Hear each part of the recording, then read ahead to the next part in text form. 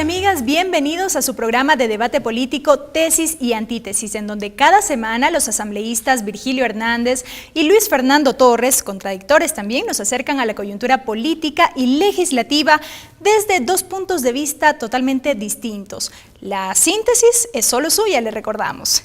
Este programa llega hasta ustedes a través de la señal abierta de la televisión legislativa del Ecuador, a través de los canales 42 en Quito, 22 en Guayaquil y 27 en la ciudad de Cuenca. Además, pueden seguirnos a través de envivo.asambleanacional.gov.es. Agradecemos, por supuesto, también la reproducción de Tesis y Antítesis por la red de canales comunitarios regionales del Ecuador asociados SECREA. Es un gusto saludar en este programa al asambleísta Virgilio Hernández, asambleísta por Pichincha, representante del movimiento Alianza País. Un gusto poder participar siempre en este programa y debatir los temas que le interesan, esperemos, a la sociedad. También saludamos al asambleísta Luis Fernando Torres, él es asambleísta por Tungurahua, representante de la Alianza PSC Cambio. Asambleísta, ¿cómo le va? Muchas gracias. Nuevamente listo para el debate, ahora en materia financiera, bursátil, societaria, en el entorno económico que está marcando los cambios en el país.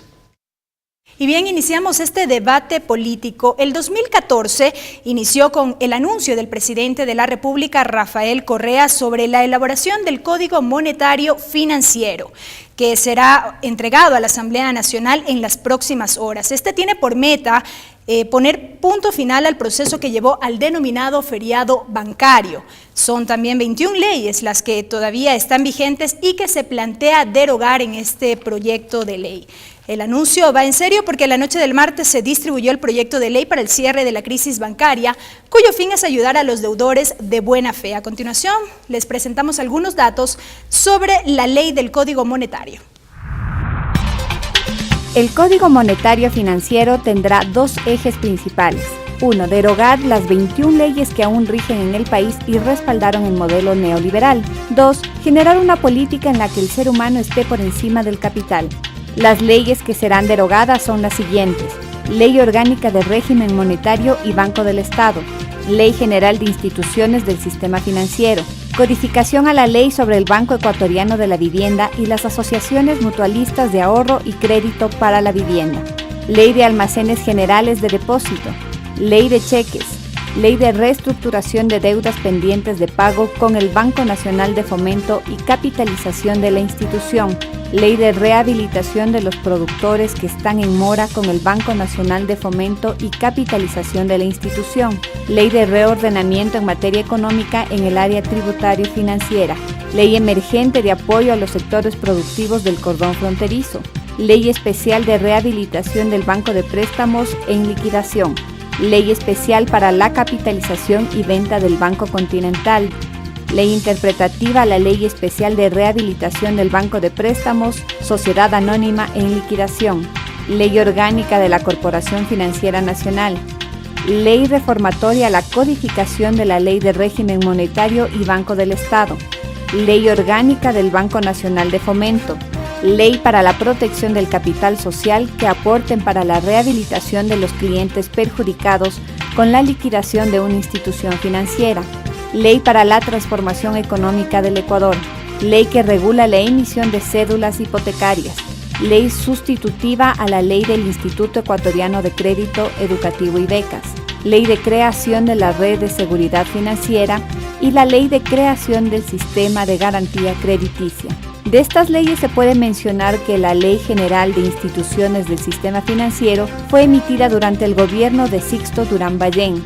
Esta permitió otorgar los créditos vinculados al sistema bancario y quitó beneficios a los depositantes. En tanto, la Ley del Régimen Monetario y Banco del Estado, dictada en 1992 por Sixto Durán Ballén y reformada en el 2001 por Yamil Maguad, dispuso el cambio de moneda de sucres a dólares. El Código Monetario cambiará además del régimen sancionatorio y se lo actualizará. Por ejemplo, la máxima multa a una entidad financiera es de $7.900. En la Asamblea se prevé que esta ley sea tramitada por la Comisión de Régimen Económico. Con estos antecedentes iniciamos el debate. Asambleísta Virgilio Hernández tiene 2 minutos. Creo que es importante realizar un contexto. A mediados de los 70, surgieron en el mundo académico los planteamientos neoliberales. Vale decir que en el momento que se presentaron eran considerados de alguna forma como tesis de chifladitos que lo que buscaban era y despreciaban el Estado y maximizaban la iniciativa privada. Pero estos planteamientos cobran fuerza en la década de los 80 con los gobiernos de Margaret Thatcher y las reformas neoliberales que implementa en Inglaterra y también Ronald Reagan en los Estados Unidos. Adicionalmente, y para ver esta injerencia permanente que ha existido, estos planteamientos neoliberales son asumidos como condicionalidades que se establecen a nuestras economías a través del Fondo Monetario Internacional. En 1983 se firma la Carta de Intención, la primera del periodo democrático, y a partir de eso, básicamente la receta siempre es la misma. Ahorren, no inviertan en lo social, destinen plata para el pago de la deuda externa y a cambio de eso recibimos nosotros créditos de deuda externa. Este era básicamente simplificando el esquema. ¿Qué es lo que pasa? Que efectivamente en 1983 empieza un proceso de liberalización de la economía, proceso que se agudiza con el gobierno de Febres Cordero y mucho más con el gobierno del arquitecto Sixto Durán Ballén. Entonces, nosotros tenemos a partir de 1992 un proceso en el que se va estableciendo y se va debilitando el Estado. El Estado pierde funciones básicas, se minimiza, por ejemplo, el tema de planificación, se deja de lado las funciones de planificación de un Estado, se relativiza algo, esto es insólito, porque incluso los liberales aceptan que el deber del Estado es regular, sin embargo, se relativiza la función de regular y obviamente queda de lado, absolutamente de lado, la función de redistribuir. Entonces, estas leyes, que ahora van a ser derogadas, fueron precisamente parte de ese proceso de neoliberalización de la economía. Gracias, asambleísta Hernández. Asambleísta Luis Fernando Torres.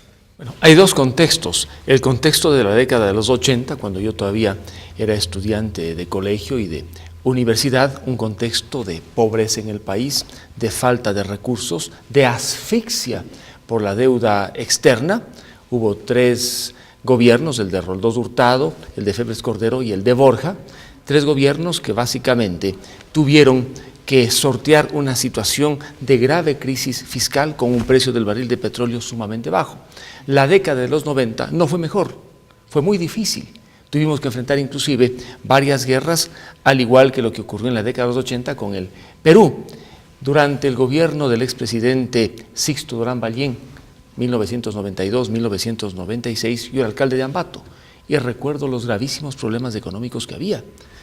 ¿Por qué? Precio de barril de petróleo sumamente bajo, un Estado que no tenía los recursos como para hacer lo que hoy sí se puede hacer dentro de esta gran bonanza económica.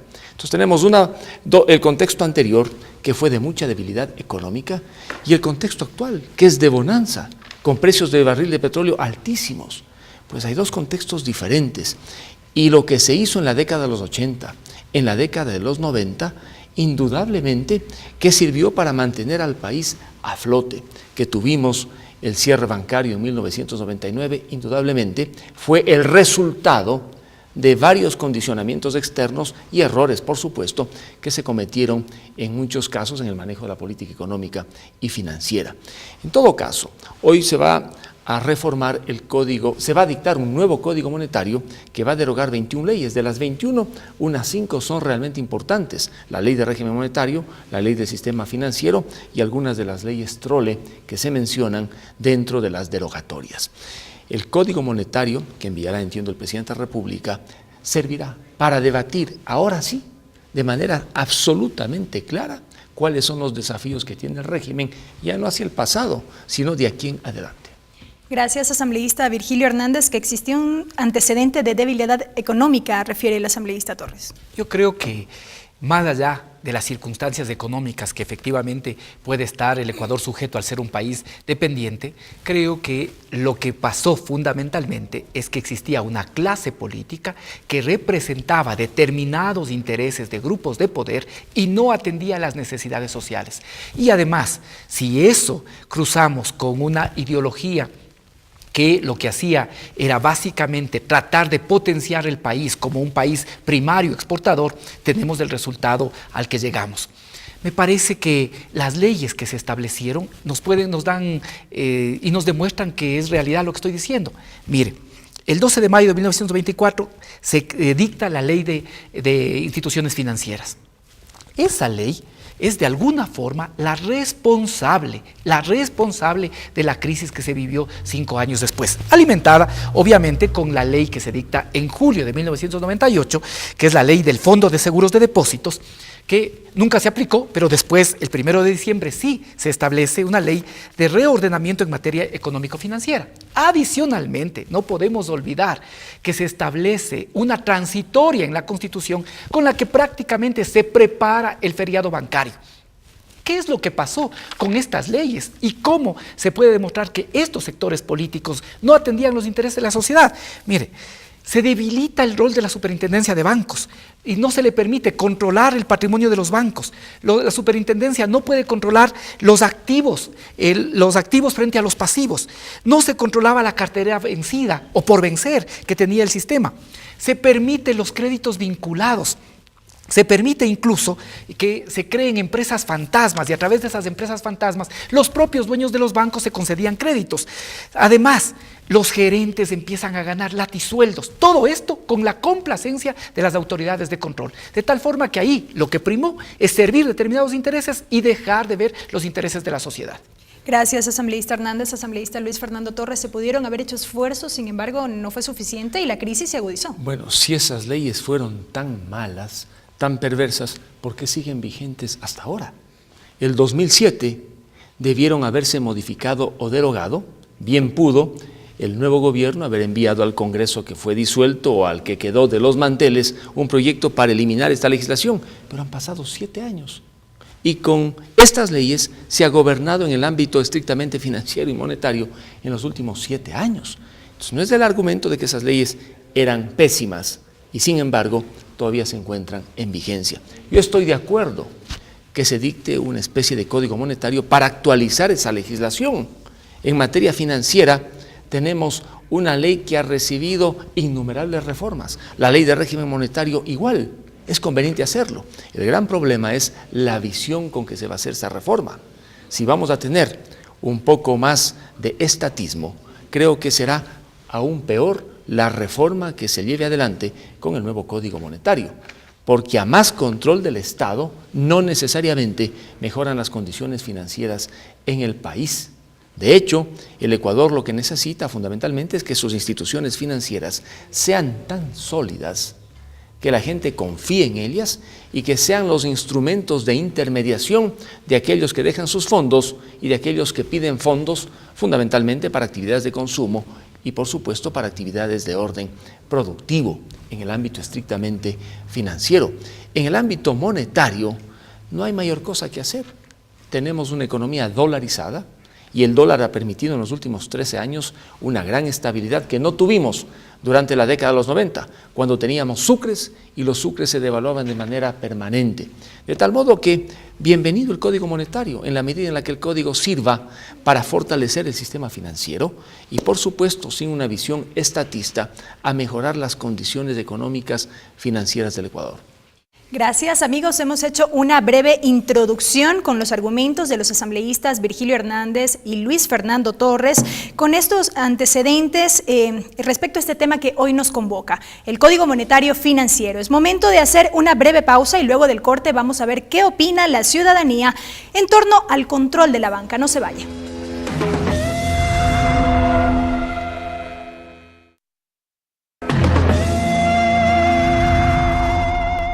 Y estamos de vuelta, amigos, con su programa de debate político Tesis y Antítesis con los asambleístas Virgilio Hernández y Luis Fernando Torres. Agradecemos como siempre la sintonía de quienes nos siguen a través de los canales 42 en Quito, 22 en Guayaquil y 27 en Cuenca. Esto es la señal de la televisión legislativa del Ecuador, por internet a través de envivo.asambleanacional.gov.es y también por la radio de la Asamblea Nacional. El tema de hoy, el Código Monetario y Financiero, una ley que fue anunciada por el Ejecutivo y cuyos primeros detalles ya los hemos analizado desde este primer bloque. Vamos a ver a continuación qué recuerda la ciudadanía del feriado bancario y cuáles creen que deben ser las medidas para que esto no se repita.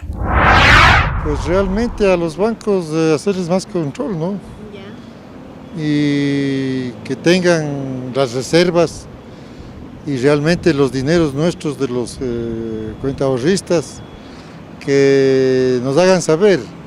Sería importante, si tienen fuera del país, porque es lógico, las divisas tienen que salir, pero saber qué están generando y todo. La regulación de las leyes por parte de la Superintendencia de Compañías, ¿qué es lo que tiene que fijarse? ¿Qué es lo que están haciendo los bancos? Que los banqueros, trabajen honestamente, ¿no? Y piensen en el pueblo, que somos pobres y los pocos recursos que uno se pone al banco, que no se pierdan, pues. Se debería tener un gran control sobre la superintendencia de bancos, debería controlar muchos, a los bancos, todos los bancos privados, igual a cooperativas. Me parece que esa es la vía, ¿no?, de que el control a los bancos. Nosotros hemos sido los perjudicados siempre, todo el pueblo hemos sido perjudicados por los bancos. Entonces, hay una ley que tienen que responder toda la vida. Superintendencia de Bancos y Seguros, que vea primero si es que esa compañía que se va a formar tiene el respaldo económico necesario para que no haya tanta estafa. Esas compañías constructoras, por ejemplo, usted ve, ¿no?, como dice, en quiebra, porque han robado miles de dólares a los que son clientes de ahí, pues no. Que las leyes controlen mejor a los bancos, la capacidad económica de los bancos. No cualquiera pone un capitalito por ahí carcoso, banco. ¿Qué podríamos hacer? Que hasta ahora no he visto una persona que gobierne al país, una persona como hay en otros países, una persona idónea y equitativa, justa para todos, y que no tenga compromiso con nadie, ni banca ni nadie. Que todo está bajo reglamentos y todo, ya no puede haber los feriados bancarios. Que el señor presidente siga actuando inteligentemente como lo está haciendo. Bueno, tener mayor control, ¿no?, de parte de las autoridades ante la banca, ¿no? Que no cobren tanto interés, porque también la gente de ahí se retira, pues ya no acceden a créditos ni nada de eso. Primeramente, pues tratar de poner a personas responsables, capacitadas, ¿no? Y prácticamente lo más importante sería realizar una orientación para el público. A veces somos nosotros mismos, ponemos en bancos que no nos corresponde guardar. No ve tantos bancos que se van con la plata de la pobre gente.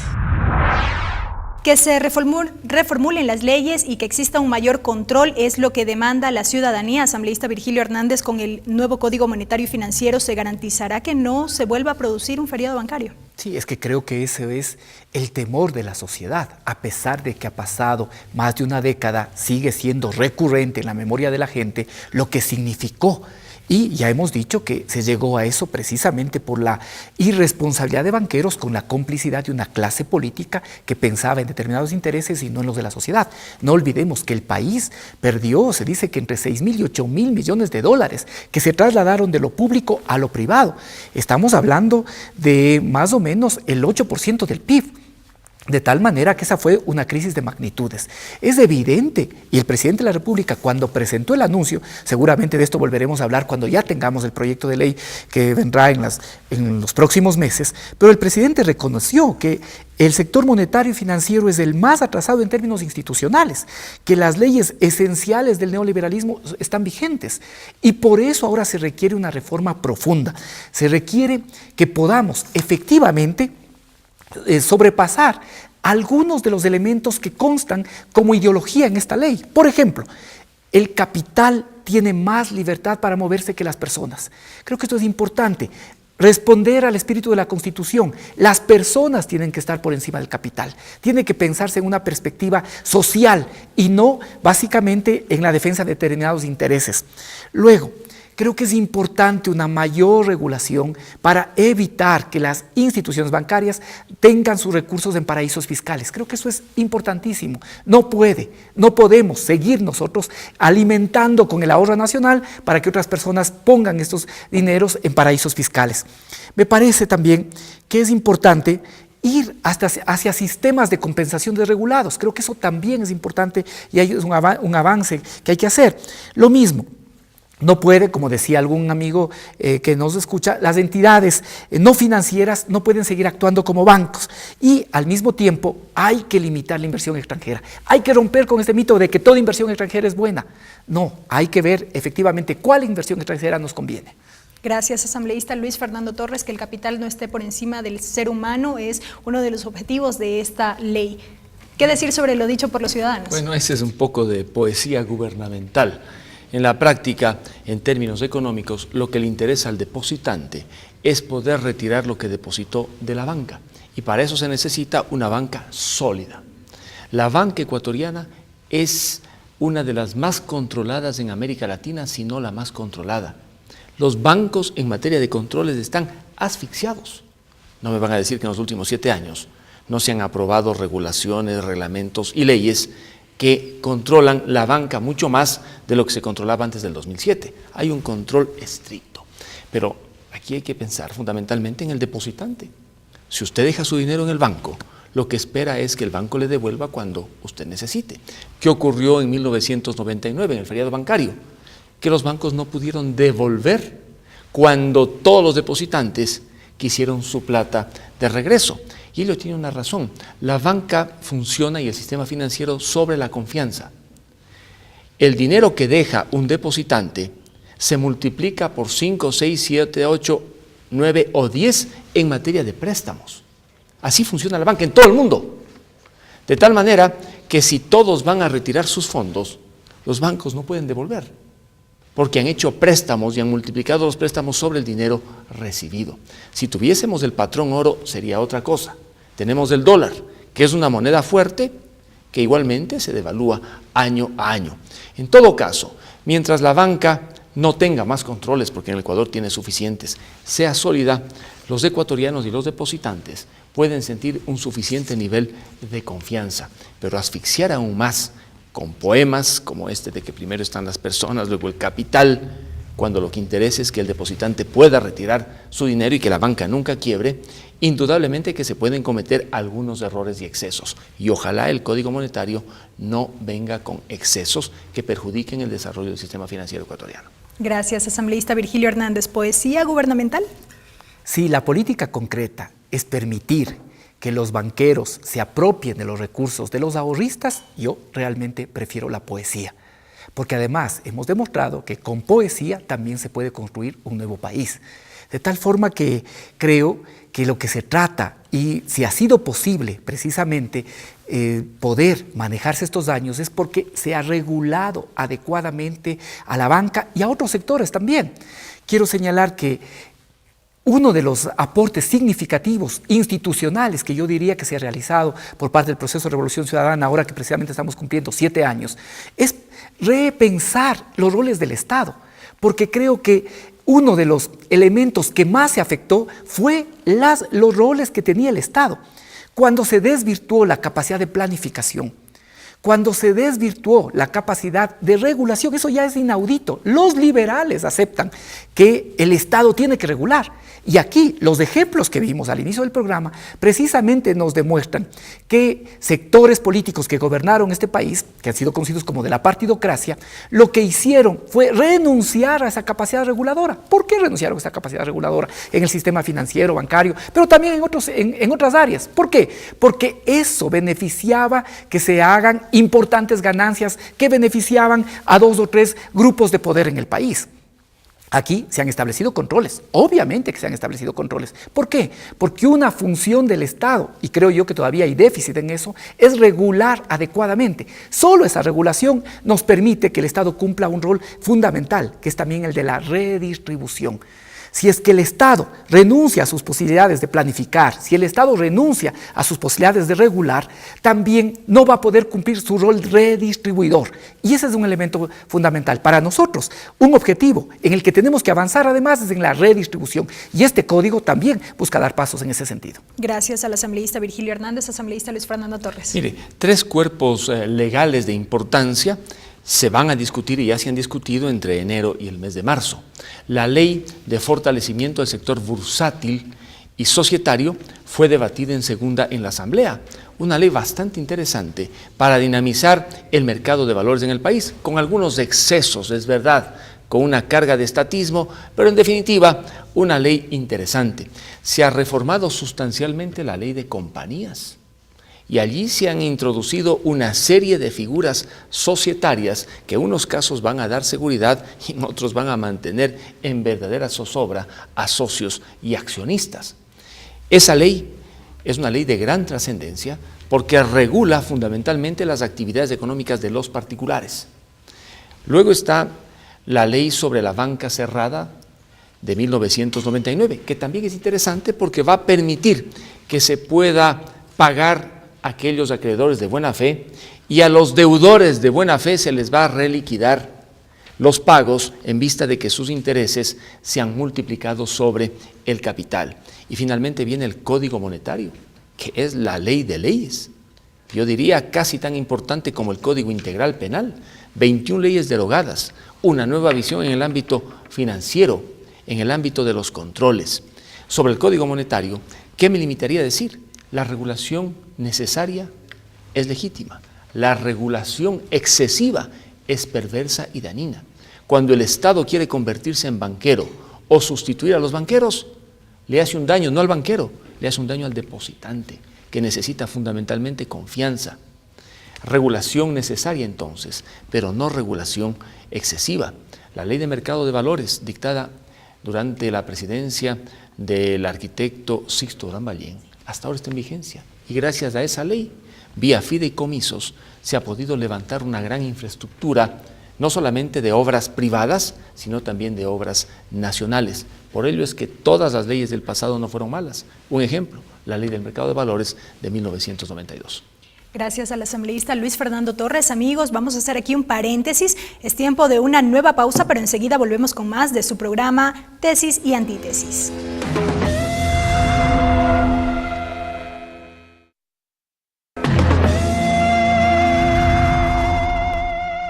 Amigos, continuamos con más de este debate político aquí en su programa Tesis y Antítesis. Estamos ya en la recta final del programa. Asambleísta Virgilio Hernández, el asambleísta Luis Fernando Torres mencionaba que ¿por qué reformarlo ahora?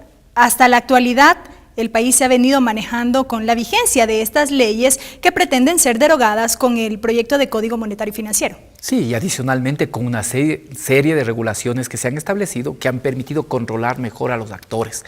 Yo creo que es importante discutir uno de los planteamientos que señaló Luis Fernando, y es esta idea de que si estamos en dolarización ya no es posible discutir ni hacer nada respecto del sistema monetario. Yo creo que este es un tema importante que debe discutirse, porque uno de los ejes del código es precisamente potenciar la regulación y recuperar instrumentos de política económica. Veamos algunos temas. ¿Qué es lo que pasa? Que la dolarización es un esquema de política monetaria que tiene impactos estructurales en la asignación del poder. Por lo tanto, no es que si es que estamos en una economía dolarizada, no tenemos instrumentos. Por ejemplo, y esto es importante decir, las medidas de política pública, ¿qué es lo que buscan? Básicamente, para preservar, para mantener este régimen de dolarización, el tema de la balanza de pagos. Por lo tanto, establecer políticas públicas que ayuden a la repatriación de divisas, minimizar su salida, es un aspecto fundamental en dolarización, que esperamos que en esto el código pueda dar pasos. Lo mismo, no olvidemos que el momento que estamos dolarizados, prácticamente la posibilidad de quién tiene el dinero está en manos de privados. Primero, no es una moneda nuestra, y segundo, esto está en manos de privados. Por lo tanto, sobre eso también el Estado tiene que tener políticas públicas proactivas. Un tercer elemento que vale mencionar es que al país tiene un costo adicional porque le toca literalmente comprar aviones llenos de papel moneda. Por lo tanto, creo que el Estado tiene que recuperar un papel activo también y recuperar esta capacidad de política monetaria. Por ejemplo, ¿a través de qué temas? Fortalecer la institucionalidad. Fortalecer la institucionalidad que nos permita política pública para repatriar divisas, institucionalidad que nos permita, por ejemplo, control de lo que es las tasas de interés. Este es un elemento importantísimo, trascendente.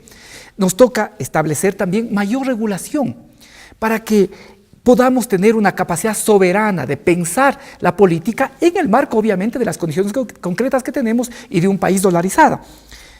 De igual forma, nos toca pensar, por ejemplo, en desarrollos de instrumentos. Si estamos dolarizados, pero veamos lo que ha pasado, por ejemplo, con la generación del sucre, que es un mecanismo de compensación, un mecanismo de pago. ¿Sí? De igual forma, podríamos establecer mecanismos digitales que precisamente ayuden a generar otras formas de compensación y de pago en un sistema dolarizado. De igual manera, creo que es importante pensar en políticas públicas que puedan establecerse desde el Banco Central y, en general, desde los agentes encargados de la institucionalidad pública. Por lo tanto, creo yo que con esta ley lo que se busca es también recuperar un manejo soberano de lo que tiene que ver con la política monetaria y romper con ese paradigma de leyes neoliberales que hasta ahora han sido con regulaciones y con elementos adicionales las que hasta ahora nos han regulado. Gracias, asambleísta Hernández.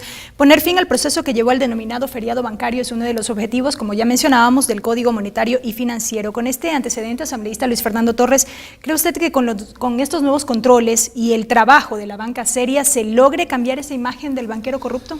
Mire, cualquier ley será insuficiente frente a un posible feriado bancario si no existe de por medio confianza y seguridad jurídica y si la economía no está bien. Una economía estable, una economía que tiene indicadores correctos, pues de alguna manera genera un escudo en contra de cualquier tipo de feriado bancario, porque habrá instituciones sólidas y la economía estará en funcionamiento. Cuando colapsa la economía nacional, colapsan de la mano también las instituciones financieras.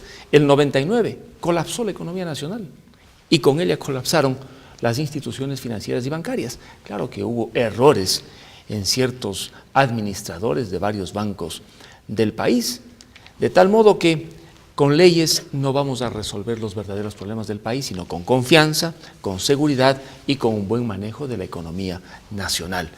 En el Ecuador, el Código Monetario que se anuncia todavía no ha sido conocido en su real contenido, líneas generales sobre las que estamos comentando, pero lo que yo sí puedo asegurar es que la dolarización adoptada el año 2000 por el expresidente Yamil Mahuad ha sido la mejor vacuna que se ha aplicado al Ecuador. Gracias a la dolarización tenemos en buena medida una economía estable. Gracias a la dolarización mejoró el poder adquisitivo de los ecuatorianos. Antes era muy difícil que un ecuatoriano pobre pueda adquirir el televisor que no tenía en su casa. Hoy lo puede hacer. El crédito ha mejorado, inclusive para los pobres, ese gran crédito de consumo. La dolarización entonces ha sido, repito una vez más, la vacuna que ha permitido que el Ecuador pueda tener un desarrollo estable en los últimos 13, 14 años. No se debe jugar con la dolarización. Y en ese punto, el presidente de la República ha sido bastante claro, a pesar de que él tiene una tesis doctoral en contra o cuestionando la dolarización, al menos en el manejo gubernamental, la dolarización pues, ha sido respetada y esa es una señal de seguridad y garantía. Ojalá con el Código Monetario no se ingrese pues, por ese campo de aguas, digamos, agitadas y turbias y este tema sea puesto de alguna manera en cuestión. Necesitamos indudablemente en el Ecuador legislación más clara. En el ámbito, por ejemplo, de la legislación financiera se han hecho innumerables reformas. Si uno lee la ley del sistema de instituciones financieras, va a encontrar que tiene la ley vertebral inicial y luego tiene 1000 reformas, no se entiende cuál está derogada y cuál está en vigencia. Pero más allá de las instituciones, también cuentan las personas, quienes están en los organismos de control, en la superintendencia de bancos y seguros, que es una superintendencia que tiene que estar con los ojos abiertos, responde o no a las exigencias del Ecuador contemporáneo y a las expectativas de los ciudadanos para tener un sistema financiero estable. Es indudablemente una gran interrogante. Gracias al asambleísta Luis Fernando Torres. De esta manera, amigos, hemos realizado un primer acercamiento en torno al contenido de lo que será el Código Monetario Financiero, una ley anunciada como el final del modelo neoliberal. La síntesis, como siempre, es solo suya. Recuerden que pueden revisar el video de este debate en nuestro canal de YouTube y en la página de Facebook del programa Tesis y Antítesis. También nos pueden escribir al correo electrónico tesisyantitesis@hotmail.com. Este programa se se reproduce por la señal de la radio de la Asamblea Nacional los días lunes a las 8 horas y se reprisará los jueves por la televisión legislativa del Ecuador a partir de las 19:30. Se difunde también por la red de canales comunitarios regionales del Ecuador asociados Se Crea. Hasta una próxima ocasión.